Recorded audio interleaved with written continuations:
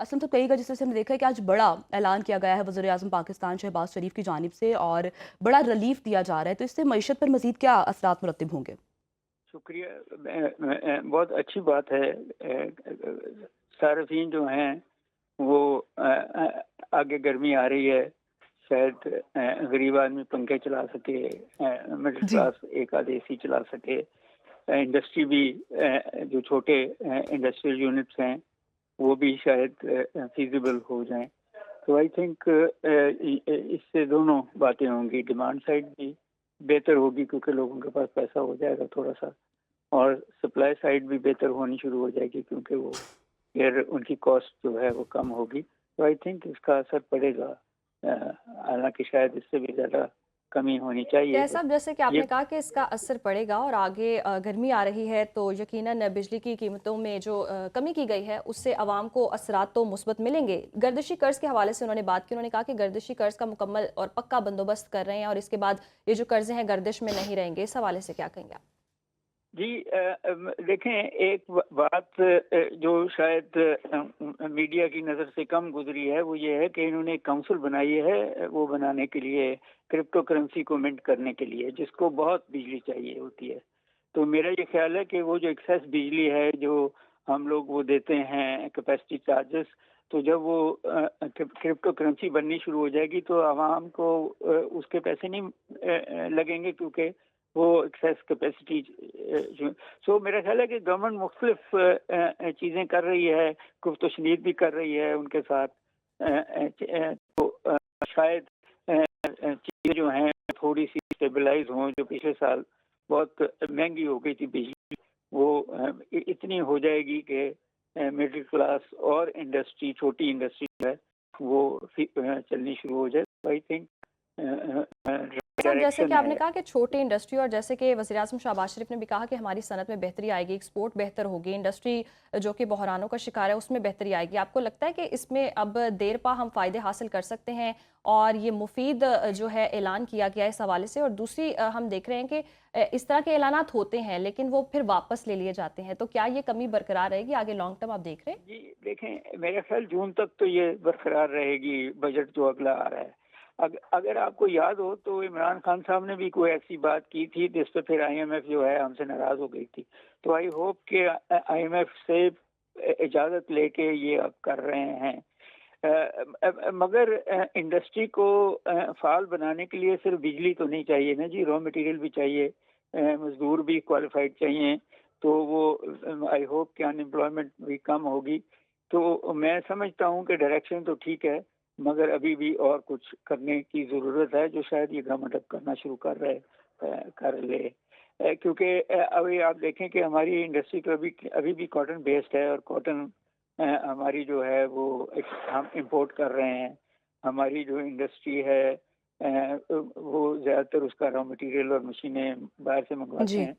तो कहीं ना कहीं इंटरेस्ट रेट भी नीचे आए हैं। तो आई थिंक, और पेट्रोल भी शायद 1 रुपये 50 पैसे कम हुआ है, 50 पहले पहले और 1 रुपया कम। तो स्टेबलाइजेशन तो हो गई होगी। अब सवाल तो ये है कि हमारे जो आदिर हैं, जो इंडस्ट्री के मालिक हैं, वो चीज़ों को कैसे देखते हैं, वो कितने प्रोग्रेसिव हैं, क्योंकि बहुत सारे ये मुल्क छोड़ भी गए हैं।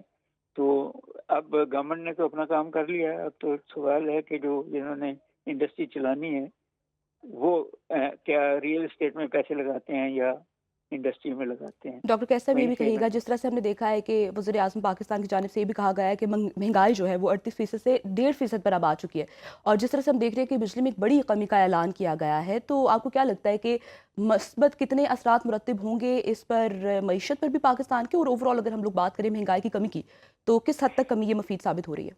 देखें, बात यह है कि जिस तरह मैंने अभी कहा कि हुकूमत अपना काम कर रही है, मगर जब तक हुकूमत अपना टैक्स बेस को ठीक नहीं करेगी, कि ये जो डायरेक्ट टैक्सेस हैं इनको कम नहीं करती और इनडायरेक्ट टैक्सेस को भी अब रिटेल पे नहीं लेके जाती, तो लोगों की जेबों से पैसे जो हैं वो गवर्नमेंट की तरफ जाया करते हैं।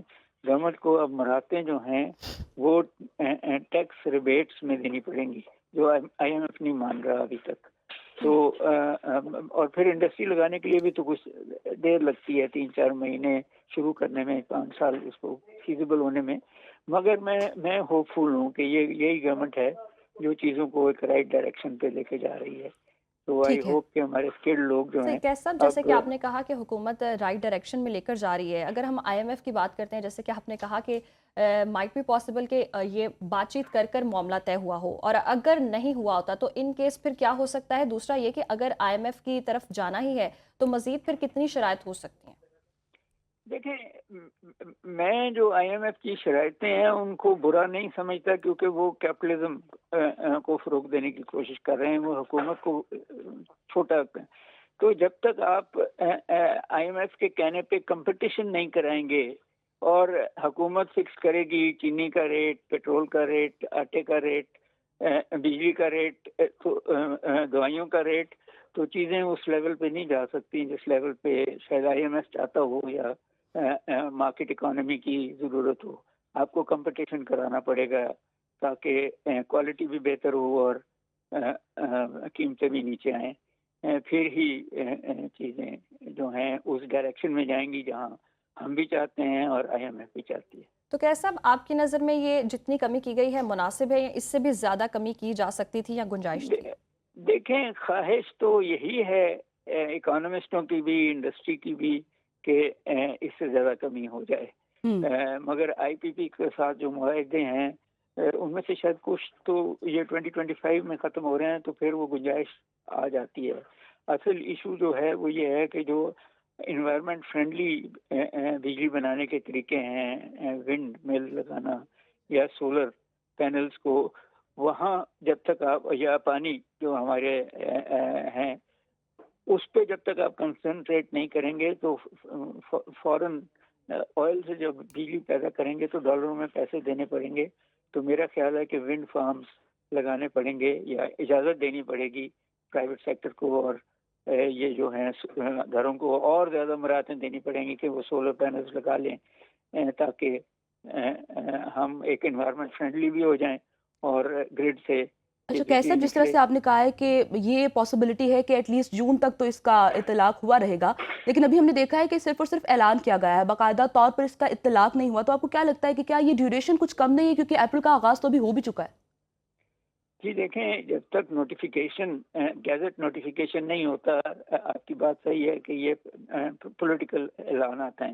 جس دن گیزٹ نوٹیفیکیشن ہو جائے گا تو پھر یہ، اور پھر آپ یہ دیکھیں گے کہ پھر یہ جون تک ہی جائے گا، یہ صرف اپریل میں نہیں جائے گا. اور اپریل کے بل تو آ گئے ہوں گے ابھی تک لوگوں کو. جی جی. حالانکہ مختلف علاقوں میں مختلف ڈیٹس پہ آتے ہیں، مگر 6-7 اپریل کو عموماً بل آگے ہوتے ہیں. تو میرا نہیں خیال کہ اس پہ یہ اطلاق ہوگا جو ہے. اور ابھی تو وہ جو اورگا ہے انہوں نے بھی تو کوئی ابھی حکومت کے فیصلے پہ کہیں دستخط نہیں کیے. اچھا کیا صاحب، جیسے کہ آپ نے کہا کہ صرف یہ فیصلہ لے لینا کافی نہیں ہے کہ معیشت بہتر ہو جائے گی، مزید آپ وہ کون سے پہلو دیکھتے ہیں جن پر کام کرنے کی ضرورت ہے اور جن کو کنٹرول کر کے ہم معیشت کو بہتر سمت کی جانب گامزن کر سکتے ہیں؟ دیکھیں، پہلی شرط جو ہے وہ تو یہ ہے کہ جو ہمارا یوتھ ہے، جو 60% ہے ہماری پاپولیشن کی، اور اس کو ہم پرائیویٹ سیکٹر کے تھرو یا پبلک سیکٹر کے تھرو کوئی ایسی سکلز دیں کہ وہ یا تو خود کاروبار کرنا شروع کریں یا انڈسٹری کے لیے وہ ہو جائیں، فعال ہو جائیں. دوسری شرط یہ بھی ہے کہ آپ، پاکستان جو ہے وہ دنیا میں سب سے کم اجرتیں دیتا ہے آن ایوریج. اب آپ چیزوں کی قیمتیں ڈالر میں لیں اور اجرت روپوں میں لیں تو کہیں نہ کہیں اس کو اسٹیبلائز کرنا پڑے گا نا آپ کو. منیمم ویج حالانکہ آپ نے بڑھائی ہے 37,000 کر دی ہے، مگر جو آپ کے ٹیکس ریٹس ہیں وہ بہت ہائی ہیں. اسی طرح عورتوں کی پارٹیسپیشن اکنامک لائف میں بہت کم ہے. ان کو جتنی زیادہ اپرچونٹیز دیں، برابر دیں، تاکہ جو انٹرنیشنل انویسٹرز ہیں وہ اس کا فائدہ اٹھا سکیں.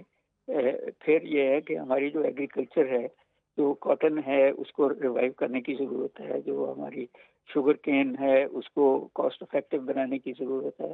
تو اور یہ ساری جب تک لینڈ ریفارمز نہیں ہوتی نہیں چل سکتا. مگر اصل جو ایشو اس وقت حکومت کے پاس ہے کہ وہ اپنا فسکل ڈیفیسٹ کو کم کرے، جی جس کا مطلب یہ ہے کہ جو ہمارے ادارے خسارے میں جا رہے ہیں ان سے اپنی جان چھڑائے.